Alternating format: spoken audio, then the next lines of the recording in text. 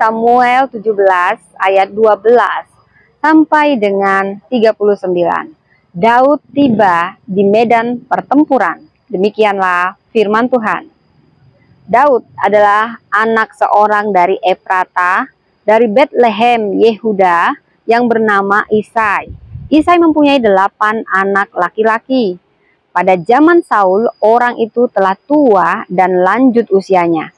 Ketiga anak Isai yang besar-besar telah pergi berperang mengikuti Saul. Nama ketiga anaknya yang pergi berperang itu ialah Eliab, anak sulung. Anak yang kedua ialah Abinadab. Dan anak yang ketiga ialah Syamah.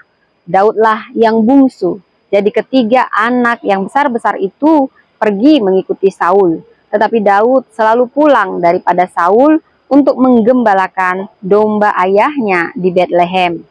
Orang Filistin itu maju mendekat pada pagi hari dan pada petang hari. Demikianlah ia tampil ke depan 40 hari lamanya. Isai berkata kepada Daud anaknya, "Ambillah untuk kakak-kakakmu berti gandum, ini sefa dan roti yang 10 ini. Bawalah cepat-cepat ke perkemahan kepada kakak-kakakmu. Dan baiklah sampaikan keju yang 10 ini kepada kepala pasukan 1000. Tengoklah apakah kakak-kakakmu selamat, dan bawalah pulang suatu tanda dari mereka." Saul dan mereka itu dan semua orang Israel ada di lembah Tarbanting tengah berperang melawan orang Filistin. Lalu Daud bangun pagi-pagi, ditinggalkannya lah kambing dombanya pada seorang penjaga, lalu mengangkat muatan dan pergi. Seperti yang diperintahkan Isai kepadanya, sampailah ia ke perkemahan. Ketika tentara keluar untuk mengatur barisannya dan mengangkat sorak perang, orang Israel dan orang Filistin mengatur barisan berhadapan dengan barisan. Lalu Daud menurunkan barang-barangnya dan meninggalkannya di tangan penjaga barang-barang tentara. Berlari-larilah Daud ke tempat barisan. Sesampai di sana, bertanyalah ia kepada kakak-kakaknya apakah mereka selamat. Sedang ia berbicara dengan mereka, tampillah maju pendekar itu, namanya Goliat, orang Filistin dari Gad. Dari barisan orang Filistin, ia mengucapkan kata-kata yang tadi juga, dan Daud mendengarnya.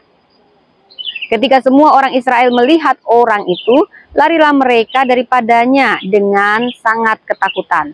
Berkatalah orang Israel itu, "Sudahkah kamu lihat orang yang maju itu?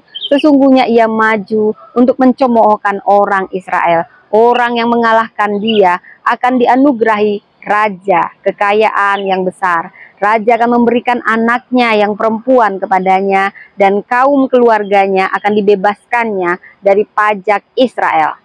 Lalu berkatalah Daud kepada orang-orang yang berdiri di dekatnya, "Apakah yang akan dilakukan kepada orang yang mengalahkan orang Filistin itu dan yang menghindarkan cemooh dari Israel? Siapakah orang Filistin yang tak bersunat ini sampai ia berani mencemoohkan barisan daripada Allah yang hidup?"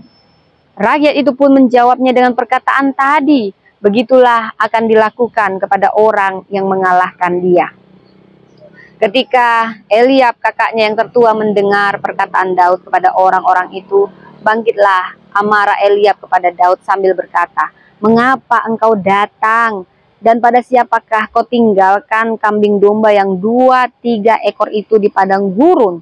Aku kenal sifat pemberanimu dan kejahatan hatimu. Engkau datang kemari dengan maksud melihat pertempuran." Tetapi jawab Daud, "Apa yang telah kuperbuat? Hanya bertanya saja." Lalu berpalinglah ia daripadanya kepada orang lain dan menanyakan yang sama, dan rakyat memberi jawab kepadanya seperti tadi. Terdengarlah kepada orang perkataan yang diucapkan oleh Daud. Lalu diberitahukanlah kepada Saul, dan Saul menyuruh memanggil dia. Berkatalah Daud kepada Saul, "Janganlah seseorang menjadi tawar hati karena dia.